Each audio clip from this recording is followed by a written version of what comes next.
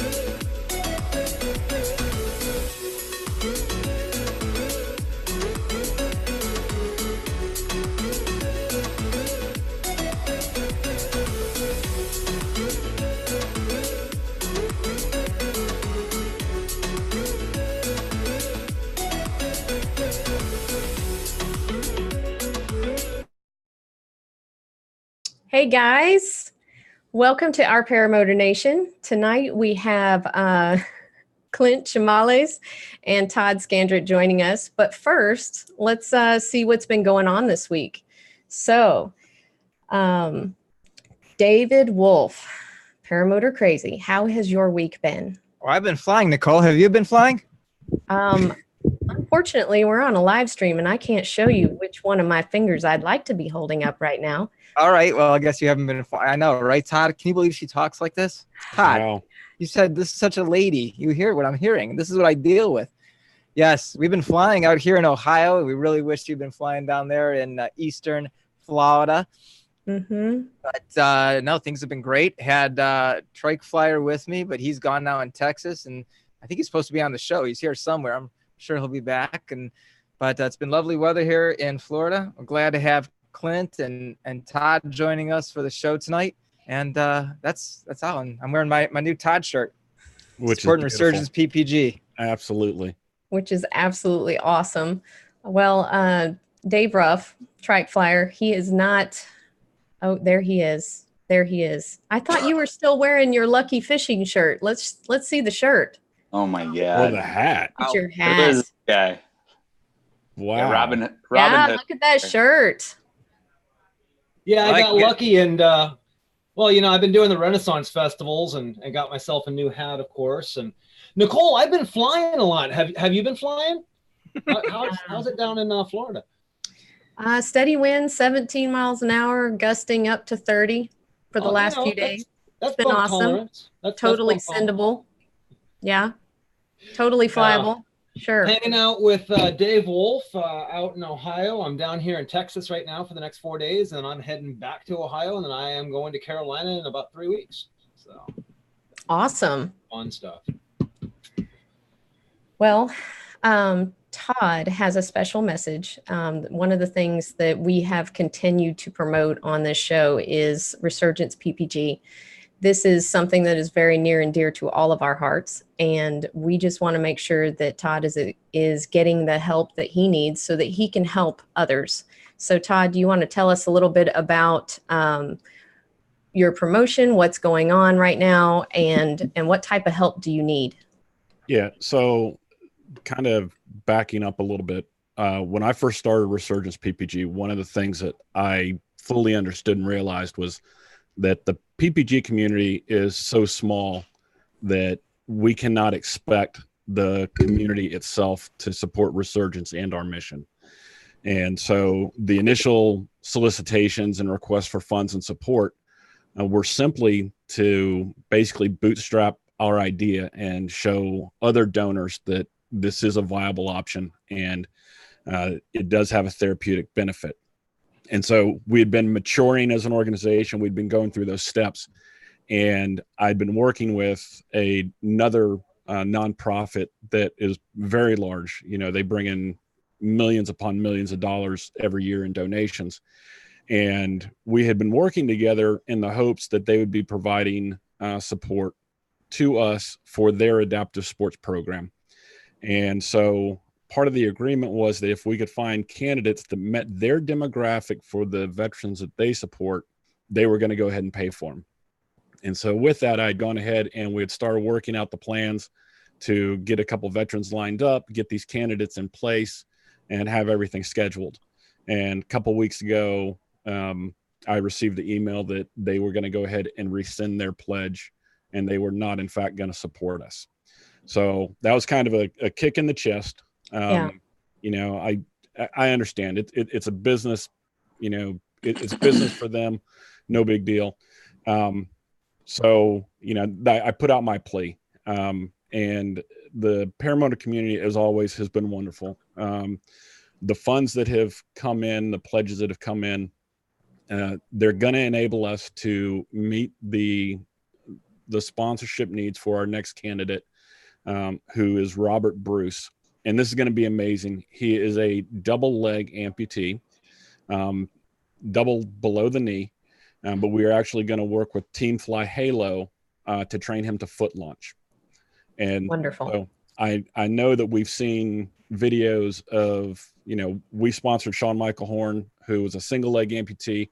Craig Taylor, who's in the chat right now, single leg amputee. He was sponsoring Sean Michael. So we've demonstrated that single leg amputees can definitely foot launch, and it's a possibility. I don't know of any other instance where a double leg amputee has gone through the process to train to foot launch. And so it's going to be amazing for the entire community as a whole, just for us together to show what the sport can do and what it's capable of. Right. So it's been great. The response has been really good, with donations coming in. Been selling some more merchandise. We've gotten some more likes and followers to our Facebook page. The problem that I've run into is that with that request and more exposure, through Tucker Gott's video and whatnot, I've now received 5 additional nominees, 5 more candidates that are hoping to get into the sport and that want to benefit from our programs. And so that's actually pushing my wait list to almost 40 candidates that I've got to figure out how to fund. And so, my big plea is that, the paramotor community, if you guys can help me reach outside of the community now, because that's really where I have to go. I have to get outside our community for those funds. It's unreasonable for me to believe that we ourselves can keep doing this, because we can't. It's financially, it's not going to work. But what I need is, everybody else out there, if you got contacts with, another nonprofit organization or a company that, is willing to provide, some small sponsorship dollars here and there, that's what we really need to start doing. And that's where our next level of funding really needs to come from. And so, when David reached out to me asking if I'd like to be on the show, I jumped at the chance, because this is the next part of our story is, both with the sponsorship of Robert Bruce, but also growing and stepping outside the PPG community and getting those sponsors and those donor dollars. So we can go ahead and start whittling away at that wait list of almost 40 candidates that I have. Hey, Todd, you and I talked the other day. Can you give some insight on how much it costs per candidate? Yeah. I was just about to ask that. You mentioned more of the expenses from travel and, per diem or, food and lodging and everything. So what's rough numbers for how much it costs per candidate? So when we look at an individual candidate, we budget $7,000, and people are like, how in the holy hell, I hope you're giving them gear and whatnot. And unfortunately we're not. That doesn't have gear involved in the equation at all. The $7,000 that we budget, where that comes from is we have $3,500, the initial budget number for the training piece that we pay the school, we pay the instructors. We use that number because that's the highest number within the industry right now.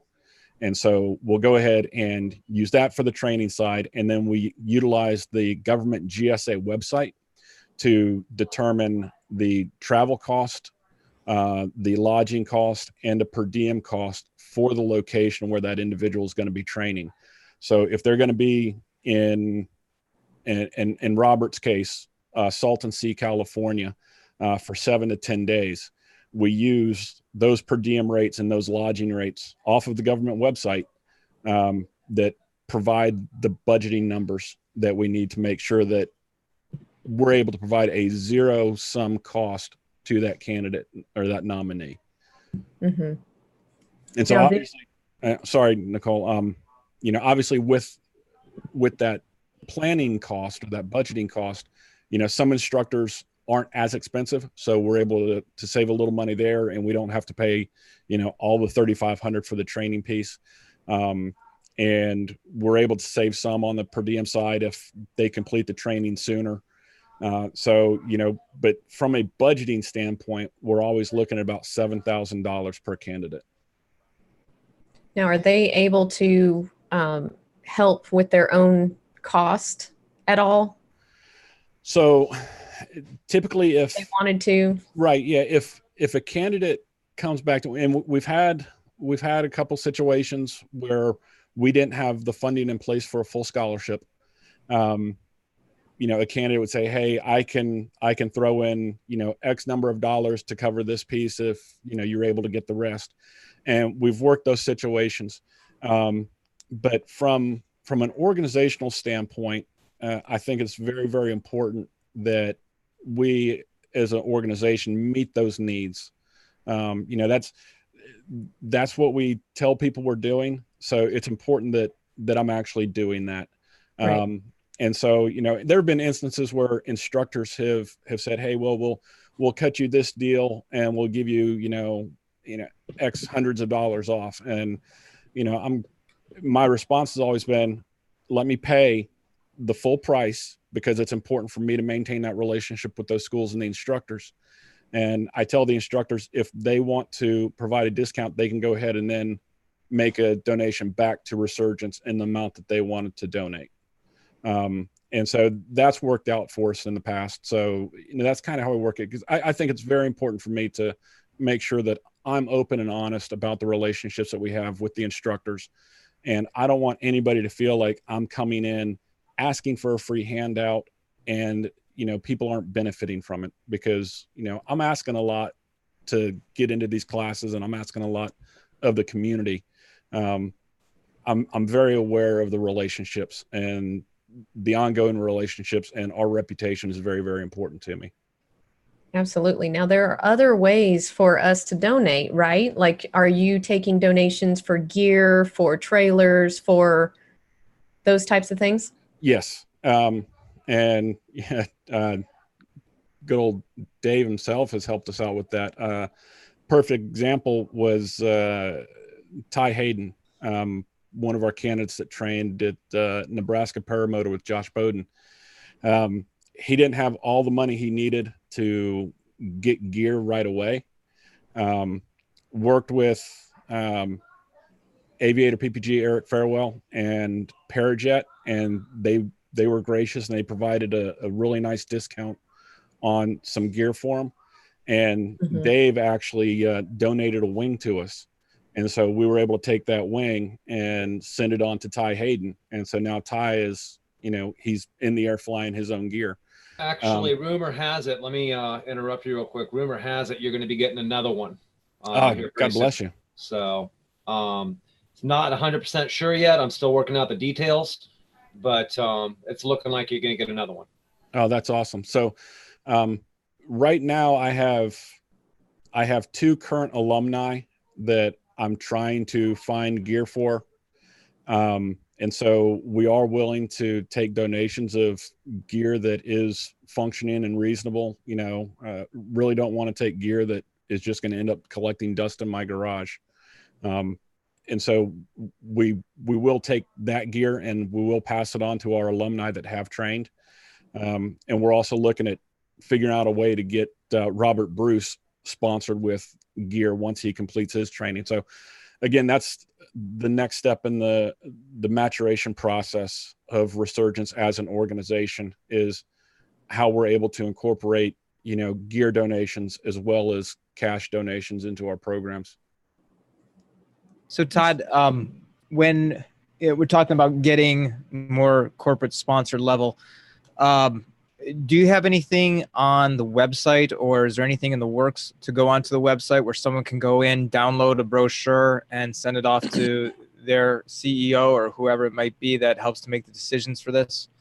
No, and it's funny you asked for that, because I was actually, that was a project I was supposed to be working on this weekend for one of my other buddies, asking kind of for the same thing. So I definitely need to get something set up. And a lot of it has been, me reaching out to different organizations that I'm aware of, and trying to go through the grant process. And, like I tend to tell everybody, one of the issues and the hardest parts is we have to explain what the sport is. And so it already puts us one step behind. And now I'll suggest this too, and sometimes it makes it easier just to see something visually instead of spending the time reading it. And I know there's a lot of very talented people in our paramotor community that make incredible videos. And if you can't find one, then I'd help you out. But I'm sure there's other people that are even more qualified to make a great video. Certainly, I love the video that you have. Right. And I believe it's on the website with all the guys. Was that the Paradigm team? No, that was actually Team Play. No, that was me, Woody, Ross Gassaway, Mark Honeycutt, and was it Tom Dustin there? Bolton. Oh, okay. He wasn't. No, Tom wasn't here for that flight. But yeah, so that was just I sent out hey guys, I need some help doing a little video work. If you guys can come by and fly with me, that'd be great. And so we kind of made that little commercial. But back to your point, right now Travis Burns with One Up Adventures, he has a whole bunch of video footage that he's actually editing for me right now. Awesome. Yeah, so I was down in Florida a couple of weeks ago with Travis and Kyle, and so we got some video footage to go ahead and start putting some packages together. That's great for this exact reason. So it makes me proud every time I make a donation. I don't think I do it enough, and I certainly don't do enough, but it's what I can do, and I'll keep doing it. And I highly recommend, whether it's $5 or $50 or $500 or whatever anybody that's watching this can do. Nicole's already posted it twice, as I can tell in the chat. Please go to resurgenceppg.com/donate. make a donation, help Resurgence PPG out. Those vets do so much for us. It's the very, very least we can do. Right. Yeah. And again, real quick, you know, I mentioned that we're almost at about the 40 candidate mark on our wait list, but as of right now, we have Robert Bruce confirmed. So we're going to be dropping funds for him. But because of the previous sponsor, I've already got 2 other candidates that are scheduled right now. And so I still need to get funding in place to cover those 2 guys. One of them is actually, again, going to be sponsored by Craig Taylor this coming awesome. January. Craig is amazing. Love you, Craig. Craig's in the chat. Love him. Craig is sponsoring him for the tuition piece, but we're still going to have to cover the travel and lodging and per diem piece. And then I still have another candidate that we've got tentatively scheduled right now that we're going to have to get the funds for. So, but do appreciate the time and letting me come on here and waste all of Clint's fame and 15 minutes and everything. Who? Yeah, who are you talking about? Oh man, I think we should definitely get together with this whole Paramotor Facebook page. I mean, there's 35,000 something people. I mean, what's $1? You know, $1 can, you know, put several guys through it. And, you know, obviously we're not going to get $1 from each, you know, of the members, but $5 from some of them. So I would share that link and, you know, we can definitely help out. So. Yeah. And, you know, I want to reiterate that the community has been great so far. You guys have done an amazing job helping us get through. I mean, we have sponsored or impacted 8 candidates so far. And almost all of that money is solely from the paramotor community.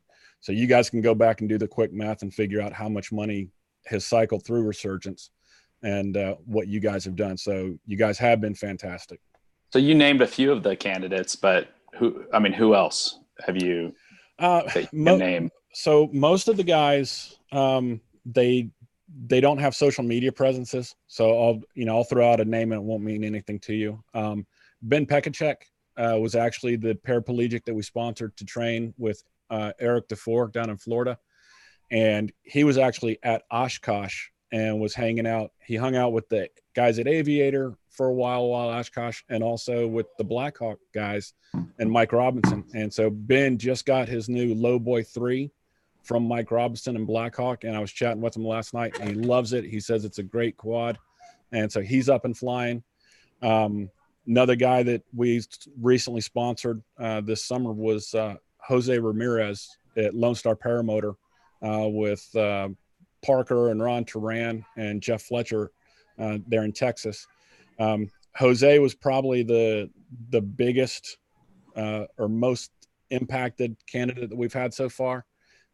His emotional change from showing up to class on day 1 and his first flight on the morning of day 4 was an amazing transformation. He's one of the guys that I'd really like to get some gear for and get him back in the air, because you can tell that it did a lot for him. He just doesn't have the funding available to get the gear and stay in the sport. Matty Rowan is the name on Facebook that people see popping around. He has a lot of one-wheel videos and whatnot. He was actually the first candidate that we sponsored. And so he's flying, loving life. He just got a new Corsair. And so Kelby Cox, we sponsored him down at Skyfield Flight Works.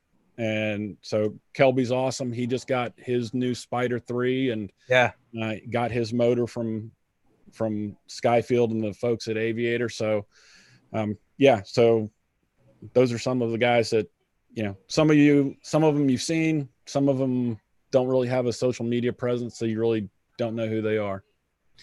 You know, when this show was conceived, if you will, the primary reason was to help Resurgence PPG and to bring more light to it. And hopefully a lot of people are seeing this video, if not live tonight, then on the Phoenix in Flight YouTube channel down the road and drawing up interest. And I think, you know, there's a lot of us, as I said, that are making videos, and a lot of us, you know, are mentioning Resurgence, and maybe not enough. And it's something that where we can continue to mention it. And, you know, we don't need praise. We don't need recognition. Todd doesn't need to be watching every video and saying, hey, thanks for mentioning us.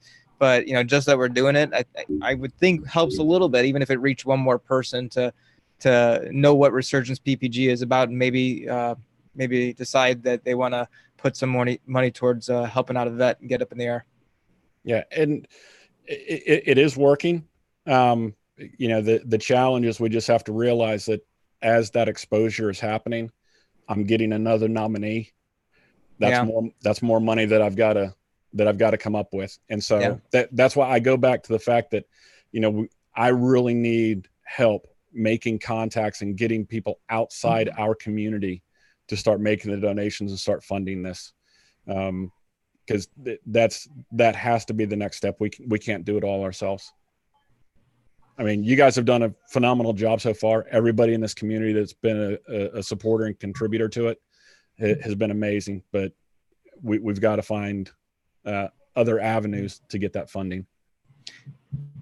Yeah, I guess it's not really enough that, you know, I guess sometimes we're doing, you know, fly-ins and poker runs and things like that. And it's a nice donation, but it's not the big donations that we're looking at that we can get from corporate sponsors. Right. Exactly. At this point, you know, when, you know, last year when the wait list was, you know, 10 guys, it was okay.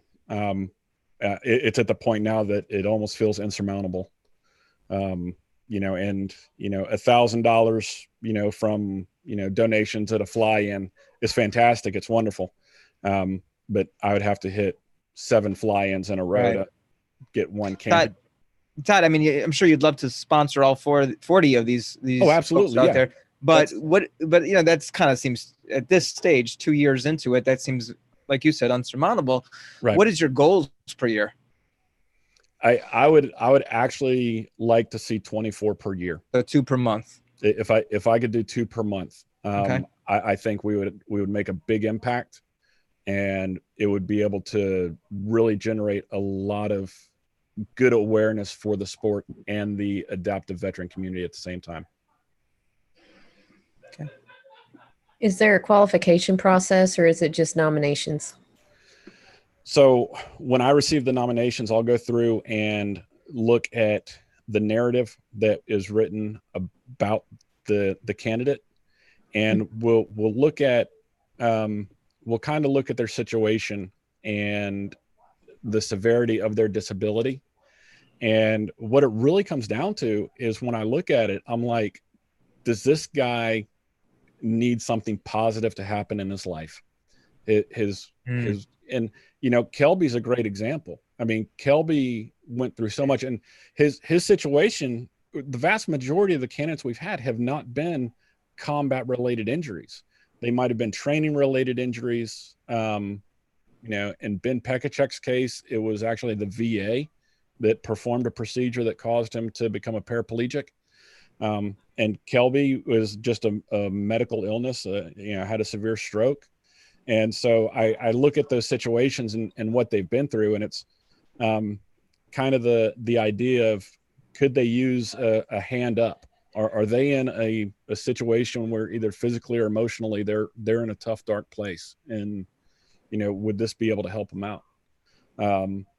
And so obviously, you know, everybody that's been selected so far has been a 100% disabled veteran. But that is not a critical requirement. You don't have to be 100% disabled to qualify. Well, that's good to know, as far as like the nominations and how, you know, what that needs to look like. That's good to know. I'll tell you what, it does say a lot too for those people out there that are, you know, the schools, the trainers that are out there that are helping Resurgence PPG. It's, you know, if someone asks me, and people, I mean, even last night, someone came up to me and said, hey, where can I go and get trained? You know, just watching us fly at an airport. And, you know, I know, unfortunately, the candidate didn't come up to fly my PPG, but I mentioned fly my PPG right away, because I know that they help us. Not only was I able to go up there and spend time up there, but I know because Mike and Justin support Resurgence PPG. That's why I like to mention them. Yeah, absolutely. And, you know, Mike and Justin are awesome. And all the schools that we've been fortunate enough to train with, I would send candidates to again. Everybody's been fantastic. I know Kevin Woodward with the GPPA, he's dying to start training some of them, but I think there's a qualification. Although, I mean, he's going to be on next week. You may want to watch that because his style of training is very unique and amazing. Yeah, I might be back from the fly-in to watch. If not, I'll have to see if I can watch on my phone. There you go. So, well, thanks again for joining us tonight, Todd. No, thank you. And Clint, I'm sorry I burned up all your time, my friend. And Kelby Cox just commented that it's yours.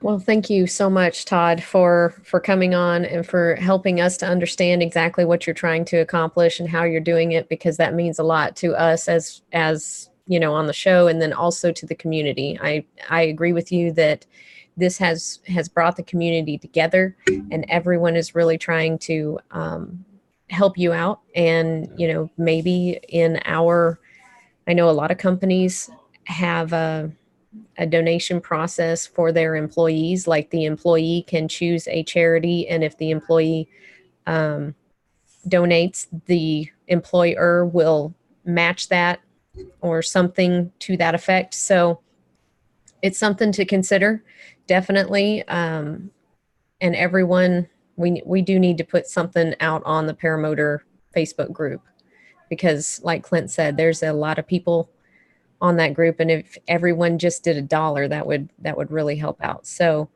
I really appreciate you being here. I just wanted you to know that. Well, thank you so much for the time. I really do appreciate it, and thanks so much for the support. Absolutely. Now, Clint Chamales.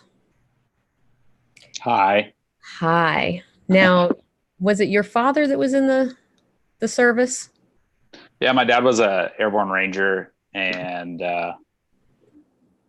yes. And so he's kind of what got you into wanting to fly? Well, he got me into skydiving because he jumped in the military, and then he was on a Army team in the military. And then he got out of the Army and did other activities like, karate and long distance cycling, and kept breaking bones. And so he decided to go back to skydiving because it was safer. And so he started back into civilian skydiving in the early 90s. And that's when I started, hanging around the sport, being at the airport on the weekends. And, then I got into skydiving in 1999 when I was 15. Oh, you're so young. Wow. Oh, young. So I'm 16 now. So you're 16 now. Last year. This is a wild year. Wow. All right. So you started getting into skydiving as a hobby? Yeah, skydiving as a hobby when I was in high school. And instead of, doing sports and other things that, school kids do. How was that with the girls? Airport. Was that like really attractive? That was my main pickup line, man. I said, I'm a skydiver. And it worked? It did work. I'm married now for 11 years. Wow. That's before those girls realized that the life insurance doesn't cover that.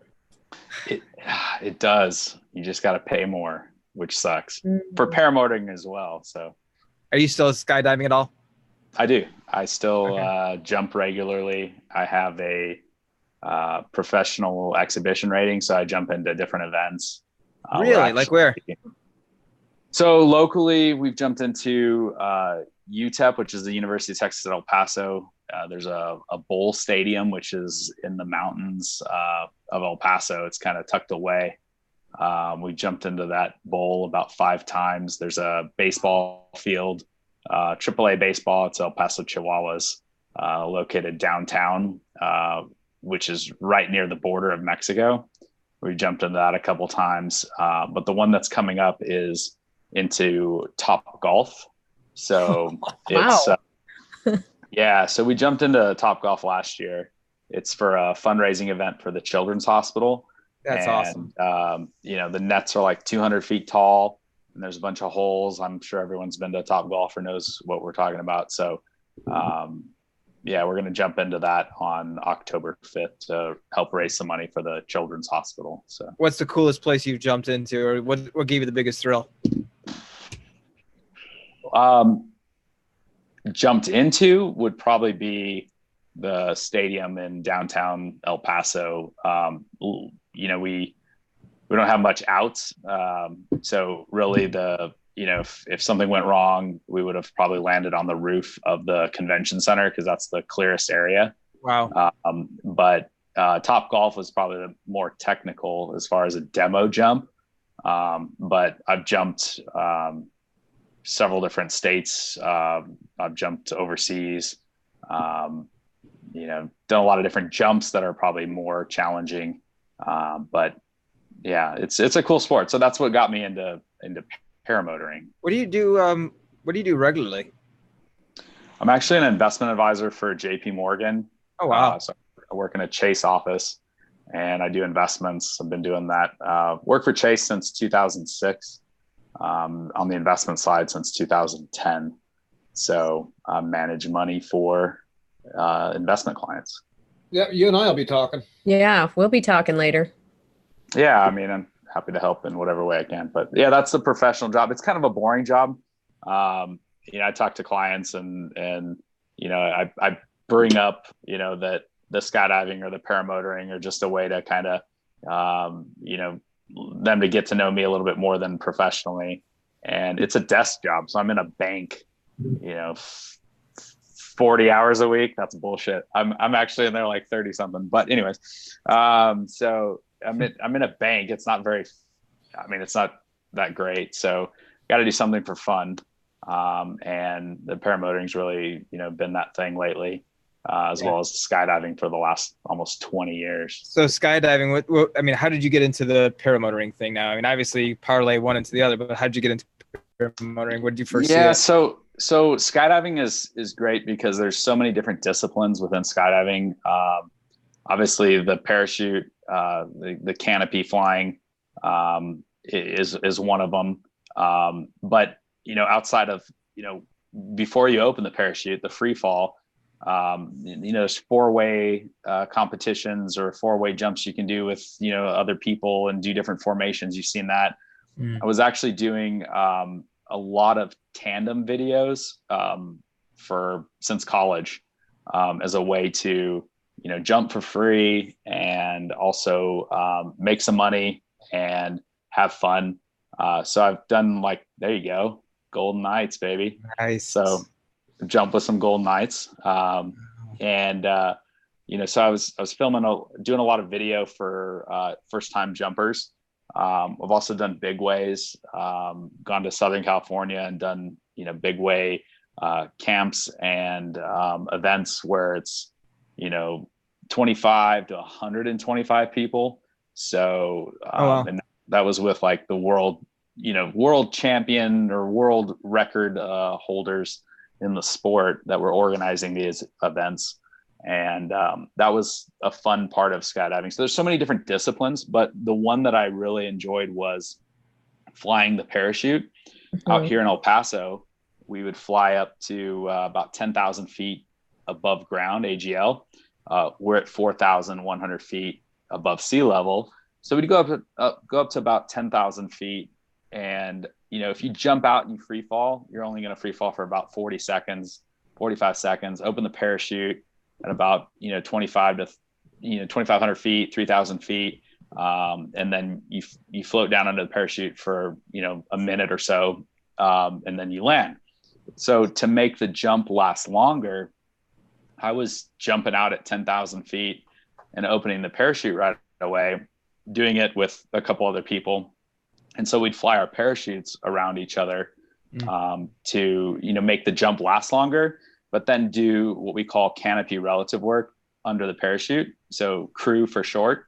And we would do some docks and, you know, I'd fly up behind someone, you know, put my parachute like right behind their legs. They would grab the parachute, hook their feet in the lines, and then we would be connected. We do that with like, you know, 2, 3, or 4 people.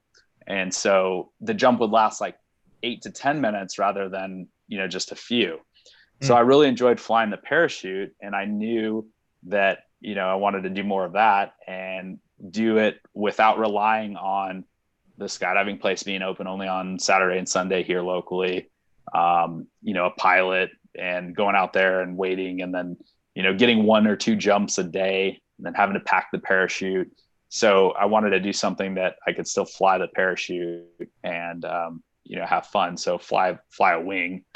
So I got into paramotoring. So in training, did you have any issues at all with landing, or is it exactly the same for you? You know what? It's a little different. The only thing I'll tell skydivers that are going to, fly paragliders or paramotors, or even paramotor guys that are going to skydive, is the flaring. You flare a 300 square foot student parachute at about 15 feet off the ground, depending on the wind, and you pull pretty hard. It's not like 5 feet off the ground and you pull a little bit and then bleed off the speed very slowly. So the flaring is different. But flying the wing is also a little different. The parachute I would fly when I was jumping, every weekend, was like a 15 meter wing. We go by square footage in skydiving. So it was like a 120 square foot parachute or 135 square foot parachute. So, a lot smaller than the wing that I'm on now with the motor and everything. Okay. How long have you been flying paramotor? So kind of back to, before I answer that, like the skydiving. So why I was more attracted to paramotoring was kind of a few experiences from skydiving. We met a guy who was down here to pitch the Border Patrol, and he had a powered parachute trike, and the one that you steer with your feet. And I went up to him and was like, "Hey man, can I jump out of your trike?" Right. And he's like, "Yeah, sure." So we went up and I jumped out of his trike. So, it was the back seat of the trike. And I was like, this is pretty cool, but I was younger and I was like, "Hey, how much does one of these things cost?" And he's like, "Oh, this one here is $45,000 brand new." I was like, that's not going to happen anytime soon. And so then I also jumped out of a hang glider trike. And then really the reason I got into paramotoring was because I was down in South Padre for work meetings. And I actually was friends with Kyle Matula from Power to Fly USA. And I messaged him, statute of limitations is up now. So messaged him and I was like, "Hey man, can I jump out of your paraglider?" And he's like, "Well, yeah, I can give you a tour and you can fall out." And, that's, yeah, sure. So then I was heading up to Corpus and I messaged him. I was like, "Hey, well, can I do some training up there? What would you charge for like 3 days of training? I'm going to be there for like 3 days." And, we worked something out. And with my background from skydiving, that's actually why I started paramotoring, was because I got into it from, doing the PPC jump and then the hang glider jump. And then I was like, these are pretty cool little machines. And I was like, well, I'll jump out of your powered paraglider trike. But what else can I do? I mean, might as well take the opportunity to learn. So I learned there on the beach in Corpus with Kyle. So how many PPCs or trikes have you jumped out of? His would make 3. Okay. And I know that's something you wanted to talk a little bit about tonight too. And is that something you're looking to try to, like, I mean, there's some legalities of it, but I don't know how much we can talk about, but I mean, it's a cool experience, but obviously we want to, be legal. Maybe I'll, since I'm on the border, have to just go over to Mexico and do that sort of stuff. But, I know this has been happening at Fly-Ins. I did see it happen at Dave Purdon. Todd, I think we saw it happen over at Bad Apples this year as well. So it is happening, and it's not like it hasn't been done, but obviously there's some things you want to account for. So Yeah, there's some safety issues as far as that weight when it shifts up there after you jump out and the pilot left inside the trike and how that's going to be affected and all. But no trike pilot has ever said anything, whether it was the PPC, the hang glider, or Kyle. I mean, and Kyle had done it before, but yeah, I mean, it can cause some effects to the flying. But I jumped out of Kyle's over the Gulf at like 5,000 feet above sea level, above the beach. Mm-hmm. And, he said it wasn't a big deal at all. But yeah, I mean, long term, that would be something to do if we can figure a way to do it legally, or maybe just not post a lot of videos on Facebook or whatnot. But no, that ain't going to happen. Yeah, that's right. Do you base jump? I do not base jump. That shit's crazy. Yeah. I don't want to die. So, says no. the skydiver. No, I mean, base jump, it's just, I have friends that base jump. I know Tucker base jumps. I've talked to him about that, but I mean, it's that whole risk versus reward thing. I went out and watched my buddy base jump off a 250 foot tall antenna, which took him like 45 minutes to climb up. The guy's a smoker and he's taking all these breaks to get up there, and he gets to the top and then he gets all ready and then he jumps and his parachute opens and then he lands like 2 seconds later. And I'm like, wow, that was, the time, the benefit. I mean, and for that, bit of a rush, it's not worth it to me. I mean, I would love to jump off a, 3,000 foot tall cliff in Norway or Venezuela, Angel Falls, something like that, where I can hit terminal and, have some more altitude in case something went wrong. But yeah, that's not really my thing. So I'm sorry, I don't know if you answered this before. How long have you been flying the paramotor? So I did the training with Kyle in like April of last year, May of last year. That's right. You told me that. So flew with him and then bought a motor and a wing and started flying my own gear in September of last year. So right at a year, a little over a year.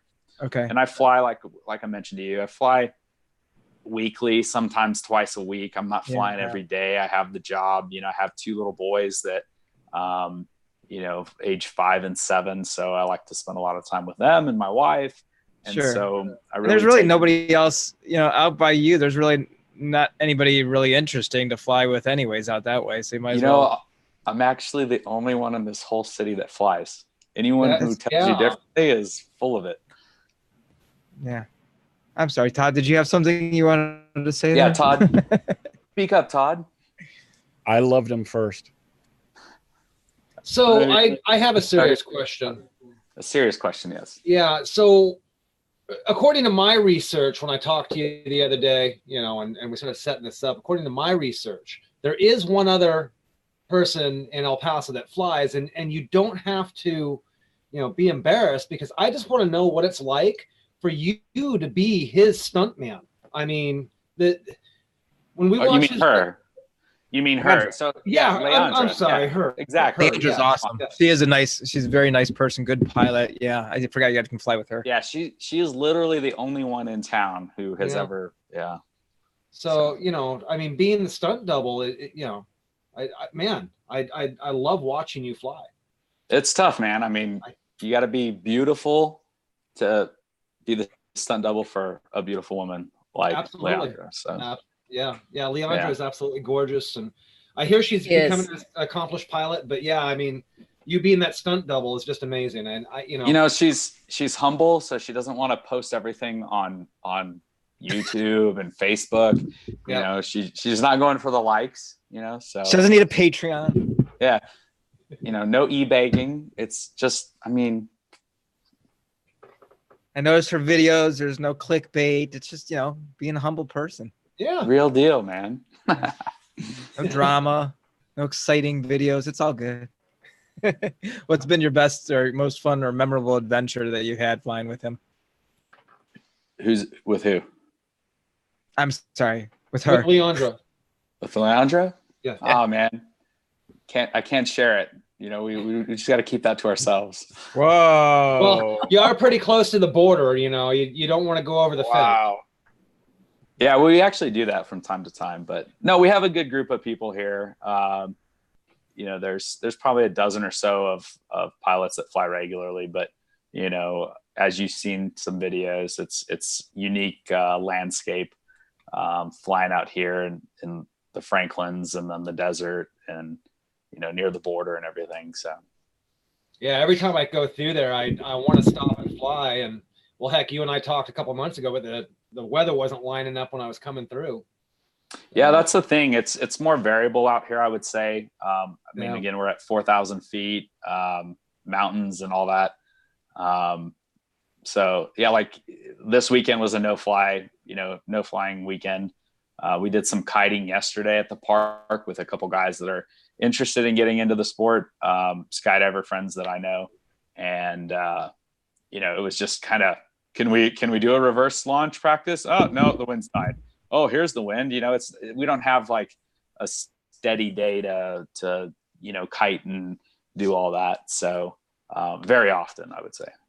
Well, it's not only that too, but your mid-afternoon conditions about 10 a.m. to about 2, especially in the summer. Well, till about 4 or 5 in the summer. You guys have the thermals going on and everything else. So yeah, you guys are in this little microclimate that wind, no wind, thermals, storms, you know. Yeah. It's amazing that you guys fly out there. It really is.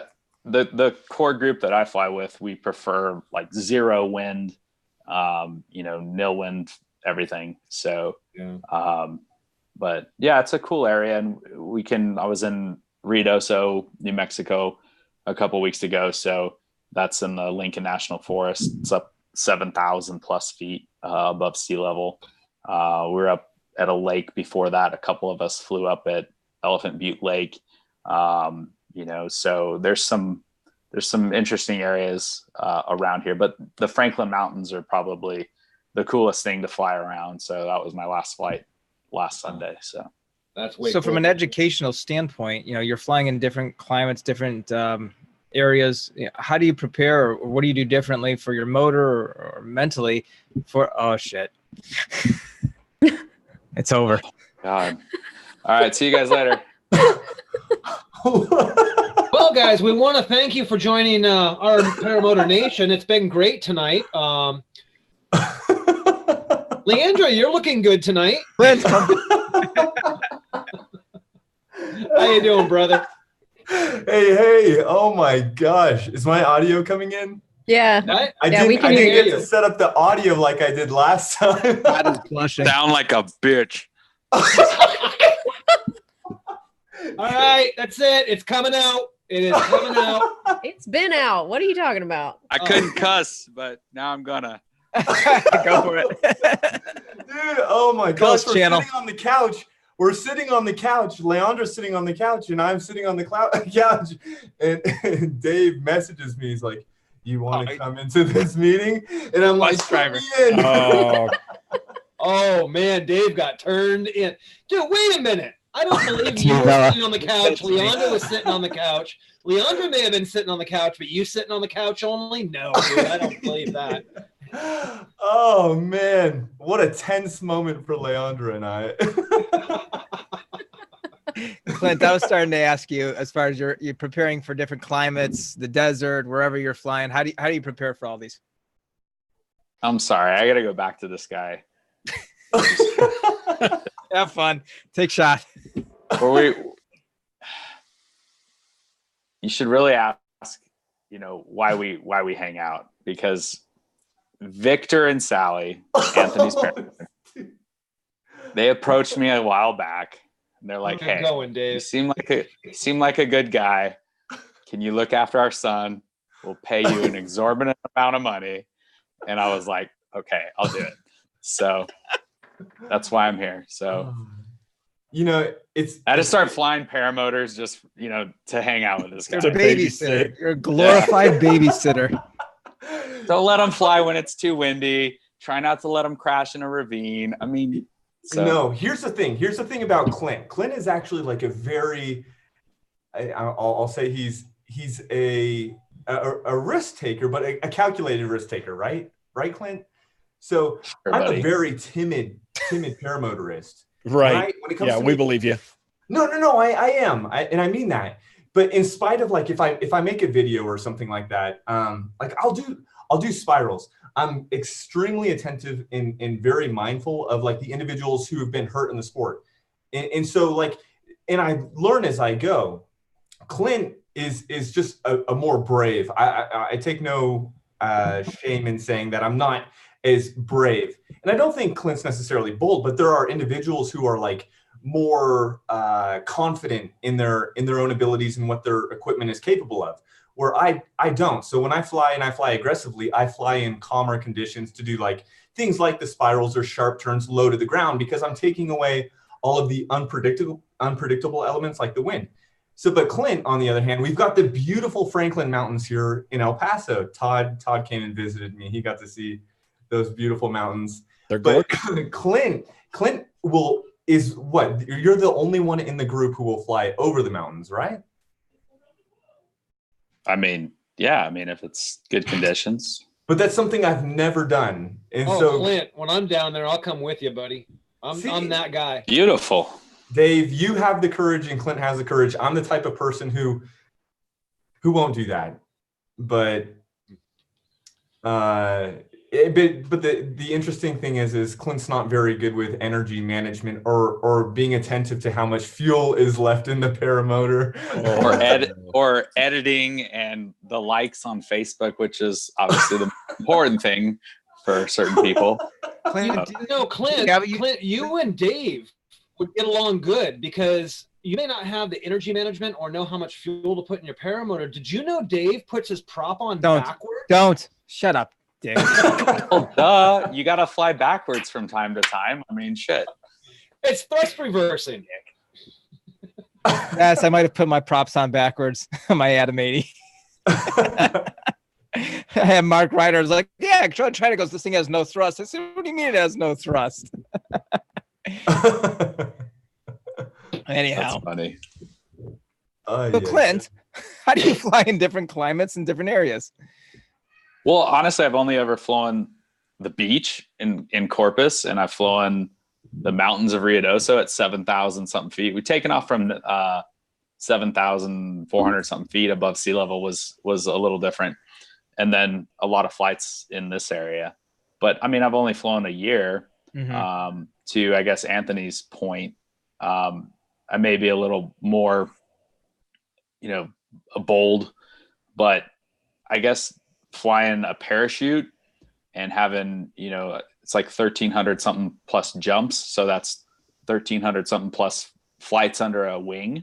And there's no going back there's no go arounds on a parachute. I mean, you get one final approach, and if you overshoot, you're either landing in, cactus on the other side of the landing area, or maybe the crowd at a baseball stadium, or, a fence at Top Golf or whatever.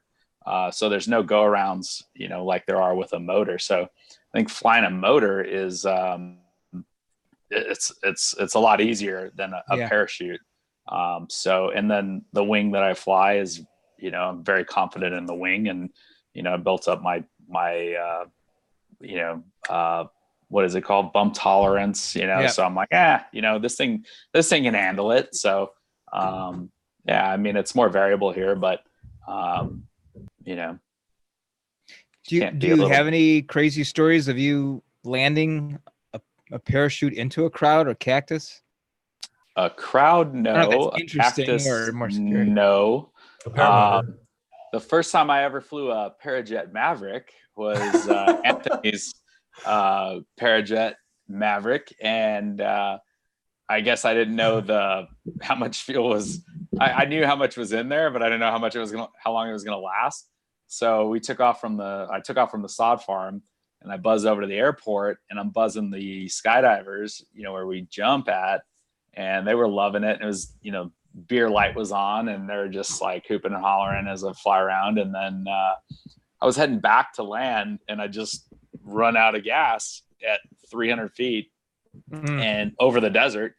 So I just turned and landed like, no big deal, and, jumped over a few cactuses, and, luckily my key was in my car. So Anthony saw me. He was flying the Atom 80. I was when he was doing the break-in of the Atom 80. Yeah. And he landed and came and picked me up in my car. So, but that's the only time I've had a motor out issue, and wasn't even on my motor. So I blame it on him. Now let me ask you a question. Have you ever had a motor out and landed and called your wife and to pick you up for clickbait purposes or anything like that? Wow. That would be awesome. I mean, to me, that would be something that you would plan that in advance. Like, hey, listen, I need a lot of video hits on this one. I'm going to pretend like I had a motor out, and then you come pick me up. Yeah, so, accidentally misjudge the wind. It's fake, windy. Dude. I'm going to call my girlfriend. Who's working? Yeah, who is working?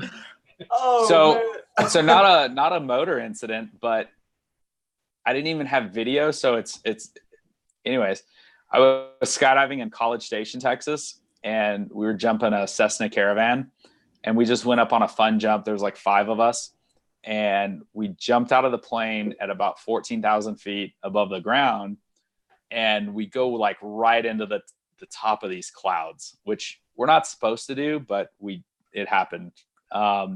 So I'm in the cloud, and then that was one of the jumps where we're opening high and we're going to fly around together under our parachutes. So I opened my parachute, and these, East Texas clouds, I swear I was in the cloud from, let's say, almost 14,000 feet to almost about 5,000 feet. So I'm just spiraling, trying to get out of this cloud. Obviously I'm checking the altimeter. So I come out of this cloud, and I'm 5 miles away from the drop zone.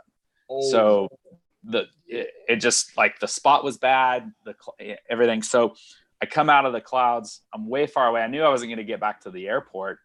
I was literally a half a mile away from my apartment, where my wife, girlfriend at the time, was there.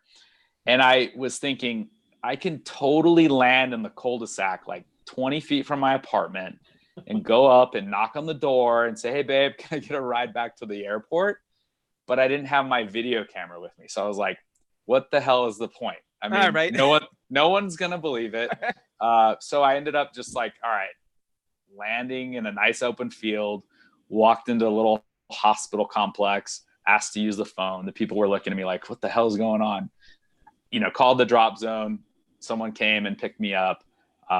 But yeah, so that wasn't a motor out, but it was definitely an off landing, and no video, so no need to really push anything. And well, I hear you're the type of guy that doesn't travel with a camera, but I also heard that you were so honorable and invited Leandra and that other guy, I don't remember his name, onto a country video. I did hear that you did that. Dave, I don't really like to talk about my how famous I am. I know. I mean, the music videos I do and everything. But since you brought it up, I was in this music video called, just for a minute. Do it for a minute, or I don't even know the name, man. So yeah, so did a little bit of paragliding in it, but it's no big deal. It's funny. It's funny because we did the music video, and it was like, hey, Clint, Leandra doesn't really feel comfortable flying. And the schedule for this music video was like it was like, come on, man, can we get this flying shot in? And me being timid, I'm like, it's bumpy. Let's wait like another day. The weather should clear up. And then, like, on a moment's notice, Clint just like slung his paramotor on his back, and he put a wig on, and he did a bang up job pretending to be Leandra. Awesome. I mean, we're more or less the same size, so I mean, it's all good. You look just like her. But what a lot of people don't know about that video was Anthony called me when he found out he was going to do it, because I was actually supposed to be on the back of the motorcycle with him, not Leandra. Yeah, man. And that's why that music video won't be more popular. I mean, they didn't do it. So. Imagine having me on the back with Anthony. I can imagine Todd and Anthony having a little milkshake, just staring at each other's in the eye. Todd is going to be on my remake because every now and then I like to film like a spoof. And so Todd will be on it'll be that scene where Tom Cruise is jetting down the runway on his street bike in that opening scene. I'm gonna throw Todd on the back, and it'll just be us beating it down the runway. Hey, Clint, John Ripman, Fireball, Ripa Ryden wants to know what type of wing are you flying with? Yeah, I just saw that. So I'm flying a Dudek Universal 1.1, 28 meter Humada. So actually really like it. But that's the wing I'm flying right now. That's the wing I flew in training. That's the wing I'm probably going to fly for a long time. It's just such a great wing, and I really like it. So it has a great trim range. So been very happy with that. Like back to the skydiving, reference. I mean, I used to fly 120 square foot parachute. So I don't know what that is for square meters, 120 square feet to square meters. But, it was all, I did all the zippy and flipping around, and you can, so it's 11 square meter actually. So 11 meter square. Talking to Woody on the podcast at one time, I mean, there's like a helicopter acro maneuver you can do. And we can do that on parachutes too. And so I've done done some screwy things on parachutes, come in really fast, the swoop landings. And, it's just, I don't really care to do that anymore. So I found that the Dudek Universal is a great all around wing. I can, rip it around a little bit lower, which we tend to do here, buzzing the Ocotillo cactuses, or the trim range is so big I can smoke everyone when we're doing like cross country. So I'm very happy with that wing. Do you do any acro? I mean, how do we mute Anthony real quick? I mean, we can do that. Again, it's not. Yeah, Nicole can do that. Go ahead, Nicole. Yeah, it's muted. Not really. I mean, good job, Nicole. Wing overs here and there. I would like to do more of it, like an SIV clinic. I've been tempted to really have to like go do some stalls and stuff. Doing it under a parachute, and I know it's not the same, but I won't do it. But I have been tempted. But yeah, I would like to do an SIV clinic, do some more of that stuff. But really, it doesn't interest me. I just like to fly when I want, and not be, not rely upon, an airport, operation like skydiving, so I can go whenever the weather's nice. So Clint, you and I talked about this yesterday, and I told you I wanted to take a few moments just to talk about this. And, in regards to acro and going outside of your comfort zone, you've obviously are a very well-established skydiver, and it parlays over into paramotoring, and you fly fairly safely. I had a conversation a couple days ago. I'm not going to say who it was with. I just have to take my word that I had a conversation about someone who knows about another accident that just happened here in the last week. And it's very serious. And I don't want to go into details because there's still some speculation. It's another thing where the families, they want it to be kept confidential. But the moral of the story is, just like on Thursday nights, Robert will talk about, we want to have a safe community of flying, whether it's paragliding or paramotoring. Same thing here on Sunday night. And we need to use this forum just to continue to remind people to fly safely. Don't fly outside of your skill level. You can push yourself and grow, but just like you said, go to an SIV course, learn how to do it correctly. Don't try to do it on your own. We've had too many accidents. We're cleaning up the mess. And, I just said this to Dave the other day. I don't want to be the next person that someone's talking about. So just as a public service announcement, please, everybody, talk to each other, fly safely, look after each other. Don't let the person flying next to you fly outside of their skill set. I don't want to be a Debbie Downer, but it's something that should be mentioned all the time. Actually, Dave, if I can real quick too, just so the panel has a little history. Dave and I were going to go flying about 2-3 days ago. And I ended up checking weather, was looking at stuff, and told Dave, hey, we might not want to do this. Dave is learning as I am, as Nicole is, as Anthony is, as Clint is, as Todd is. We all learn. I mean, it doesn't matter your skill level. If you're not learning, you're dead. And Dave had put a post up on his thing saying, hey, I'm really, so glad that I have friends, blah, blah, blah. This, was a situation. And there was a comment to it that it really wasn't negative, but it was more so of, well, why don't you make your own decision? Guys, don't ever be afraid to go up to your friend, or even not your friend, somebody at a fly-in, somebody you don't know, and point something out. If you see something they don't, because you just might save a life. You just might save a real serious injury from happening. So don't ever be afraid to say, hey guys, you're pushing a little too hard, or hey, the weather's maybe not quite right, or et cetera, et cetera. Don't come down on anybody for doing that, for somebody else stepping in. So on that same point, there was this podcast. It was called the Paramotor podcast or some shit. It's not. Sucks, it doesn't exist anymore. Oh, the paraglider podcast. Oh, that was way better than the one I'm talking about. But so there was this podcast that I heard once, and Matt Woodworth was on there, and he was talking about his buddy. Oh no. He saw that he was, getting low, and there were power lines, and he didn't call it out because he thought, oh, for sure he sees that, and then boom, his buddy hit the power lines. It was Ross Gasaway. No shit. Yeah, it was Ross Gasaway.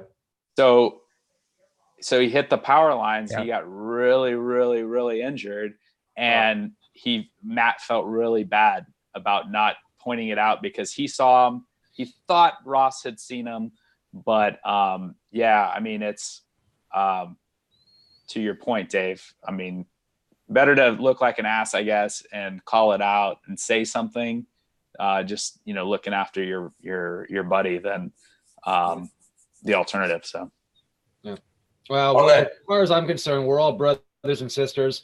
Sometimes you want to lock one or two of your brothers in this great, paramotor nation in the closet and throw away the key. But we all are brothers and sisters, so we should be watching out for each other, and constantly, teaching each other. So, yeah, for sure. I will say, I mean, since being around paramotoring, what I did initially was got on Facebook, added a bunch of people that joined the groups. And then I saw people like Kyle and Matt, Kyle Matula as well. Obviously, the other big names, Mark Honeycutt, just added them and started following them and, learning, from the posts and everything. But the community of, paramotoring is so awesome compared to any other community I've been a part of. So like each one of you all, I've reached out to at one point or another, to ask questions and pick your brain, and, very helpful in getting going in the sport. And, you got to get back to the sport at the same time. So when the time comes and you're able to, then you certainly have to do that. Yeah, I agree. Clint, what are your big goals for doing this? Is just fly around, have fun, be in videos dressed as a woman, or do you have any other goals? Man, if I can be in videos dressed as a woman, then my life is complete. No. What about your wife? Did your wife fly at all, or any interest? You know what? So she plays tennis. She, does more girl things, I guess. Not Nicole. really a thing. Oh, you just offended Nicole. But you shouldn't have said that. Nicole is definitely a woman. No. You misogynist. She does. Hey guys, don't make her mad, because I'm going to be going over to visit her, and I don't want to get beaten because of you guys. Leandra wants to know where's Cassidy. Where is Cassidy? Leandra says. Yeah, bring her on. I tell you get a better show. She's not here. Hey, you know what? In all honesty, Anthony's show became a hell of a lot better once Leandra came on. It was so boring till she came on the show. That's why the view count just went spiked up. I mean, it was amazing. That's why you brought Anthony on. Yeah, that's it. No other reason. Don't tell him that. Don't tell him that. We want to rebook him. I mean, Leandra. So, No, my wife, she's done a skydive, my 500th jump. She did a tandem and we got to jump together, and that was cool. And you know, she's said she's wanted to fly via tandem. So maybe like, you know, a passenger on a trike or something. Yeah. So that's why I kind of wanted to know more about, you know, getting into trike flying. So, you know, you all can fill me in on that. But yeah, she's not, this is my thing. She has her things. So. By the way, speaking of trike flying too, I want to wish a happy birthday to our co-host who's not here tonight. PPG Gorilla turned 21 yesterday, I think. Well, he acted like he turned 21. But happy birthday, Rick, wherever you are tonight. Happy birthday, Rick. Happy birthday, Rick. He's still hungover. Happy birthday. Yeah, and Kevin Woodward in the chat just says that wing is dangerous. You're going to die on it. It's not GPPA certified yet. So you might want to check into that. Which one? He said your wing. Yeah, there's a reason why it's a 1.1, because the 1 was great. The 1.1, we're not sure. It's not certified. You know, we don't know anything about it yet. You know. 30 minutes left, a sticker, call him a pilot. And it has brakes on it. Clint, you got to be careful of that 1.1. It comes with brakes, and you don't need brakes to play with that wing. I mean, Kevin will tell you. Well, he'll tell you next week. So, Clint, I've got a question for you. Yes, sir.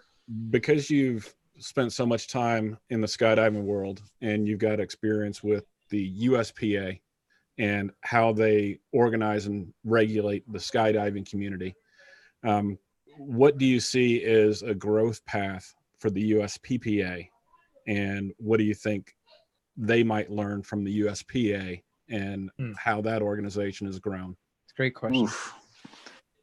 Honestly, I really like how the USPPA, the paramotoring world, is not very regulated, or you know what I'm trying to say.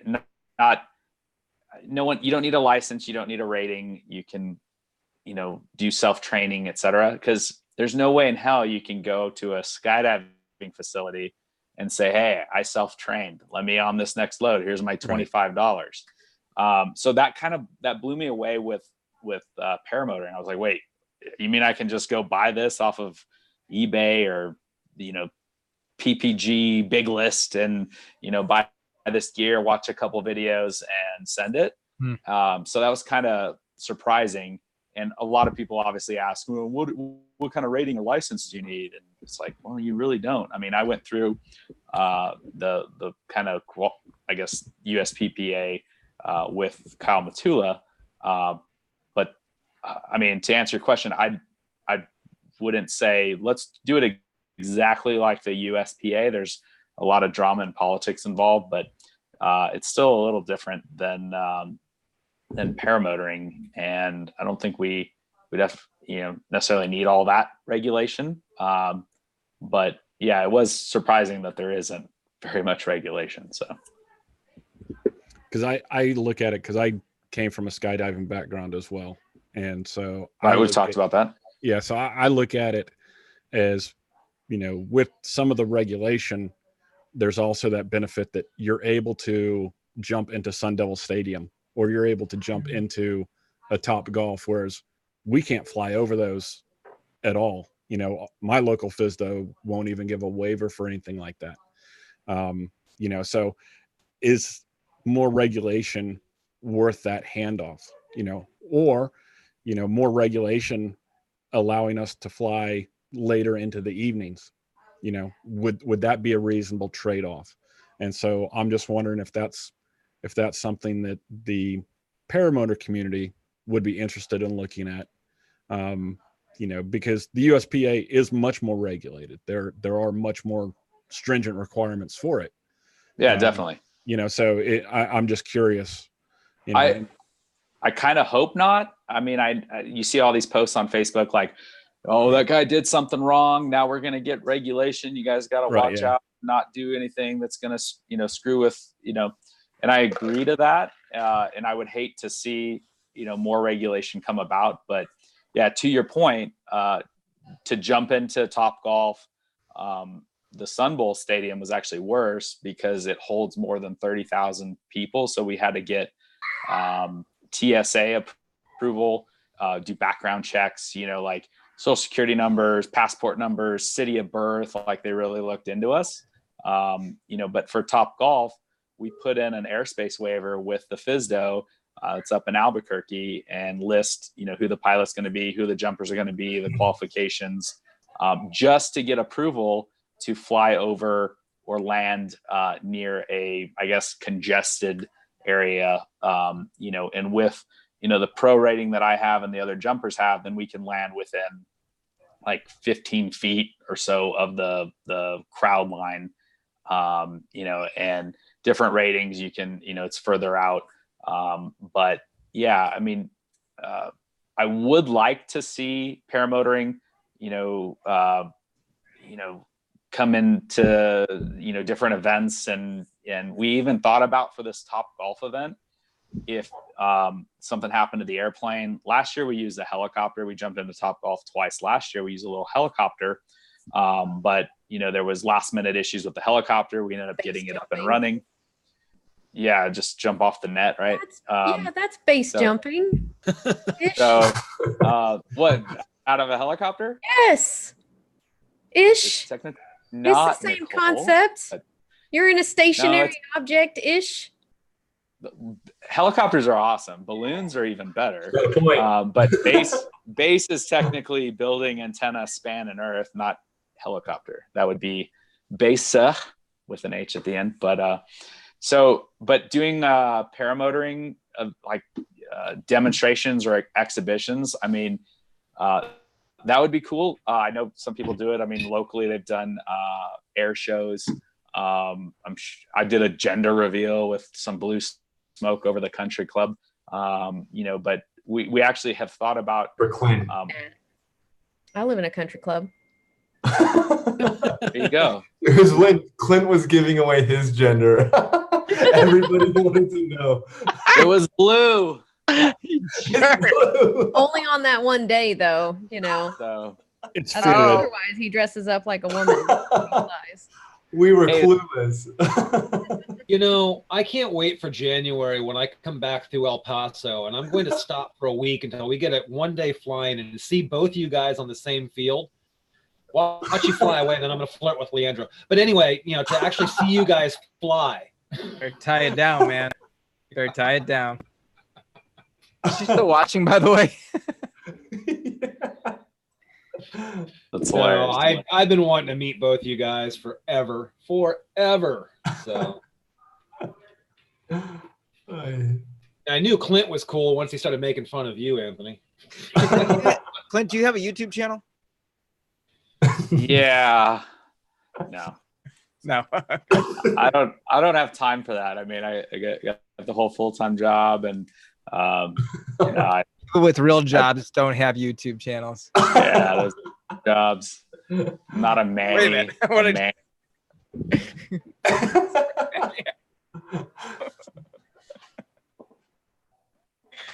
Wait a minute. It just occurred to me why Anthony is friends with Clint. Clint is a banker. He's a banker. That's what it is, and that's why Anthony has everything that he has, including this channel. Man, it's Clint here that is a superstar. Clint funds all the projects. Yeah, I'm gonna get my podcast up and running again. Well, Clint, thanks for joining us tonight. And that was fun. Todd, you too. And Anthony, thanks for having me. Driver. I'm never gonna do that again. Yeah, you got ratted out pretty quickly, man. That quick. You didn't even wasted time. David sent me the idea. Prize. All right. But we have a couple shows coming up. So originally we were supposed to have Larry from paraorangeproducts.com. He was going to be on. I think he's on vacation, but we'll get him on here shortly. Next week, we've been talking about it. Kevin Woodward, GPPA. He's going to be coming on.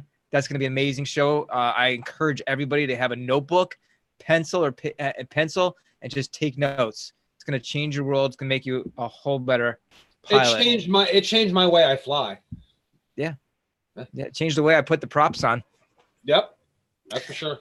And after that, Nicole, what do we got going on after that? Do we have anything locked down or perspective shows we could talk about? We have a perspective show with Rod with Experience PPG.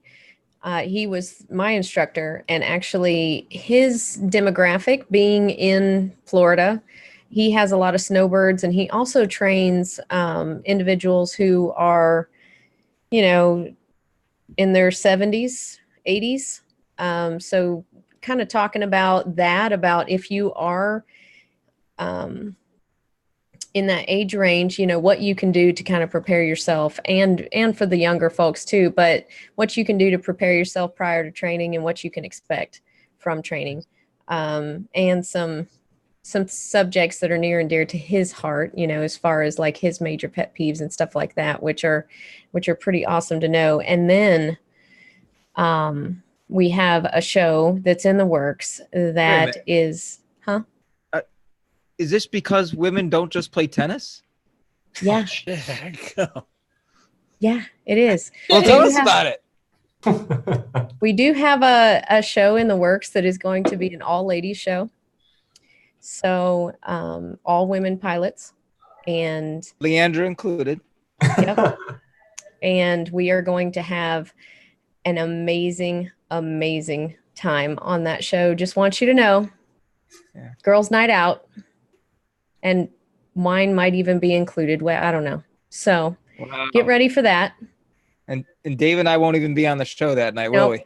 We're going to be in the chat. Yes, they will be in the chat. It's literally going to be ladies only. Wait a minute. Oh, yes, it's ladies.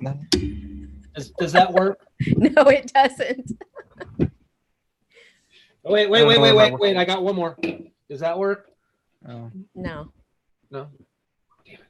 Now, what about Clint? Because he's been in a video dressed as a woman. All I want to say is before we close this out is, hi, Mom. Hi, Shondor. Hi, Leandra. We'll be together soon. Hi, Victor. Hi, Sally. I'm doing a good job taking care of your son. Love you, Sally.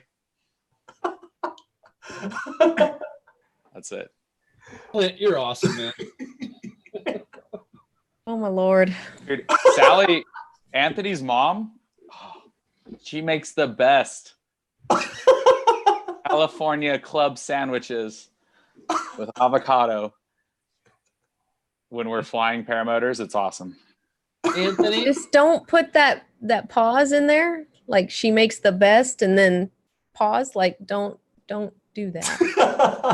Not the best time. She doesn't make the best son, just the best sandwiches. Anthony, well, Leandra, you're going to be on it, so you won't have to tune in. You're going to be on it.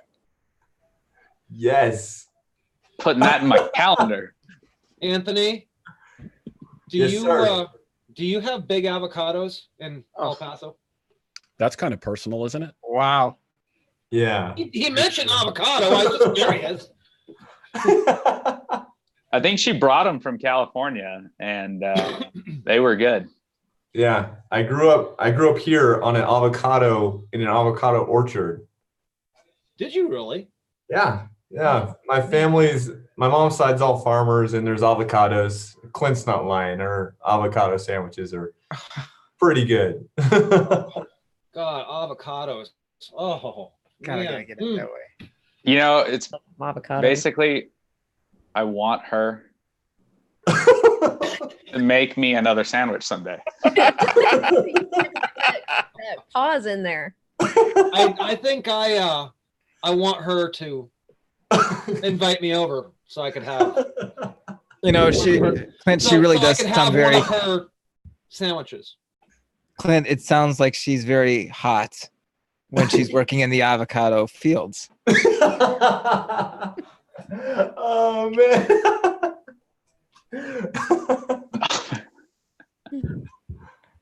Fun. Let's keep talking Hold about on. Anthony's mom. Oh, Let's get on Hey, to Anthony. another subject. And someday you're going to call me daddy.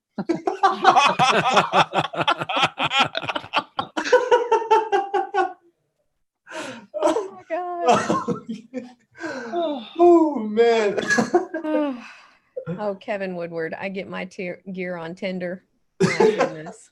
Yeah, what's up with him? You don't like my hoax flex? Oh my God. Clear prop. That's right, Sarah. Clear prop. All right, Nicole, take us home. All right, guys. Well, we thank our guests for coming on, even our surprise ones. That's right. It's been a great night. Thank you, Todd, so much for letting us know about how we can help out with Resurgence PPG. Thank you, Clint, for letting us know that you are a financial and investment guru, because we'll be contacting you about that.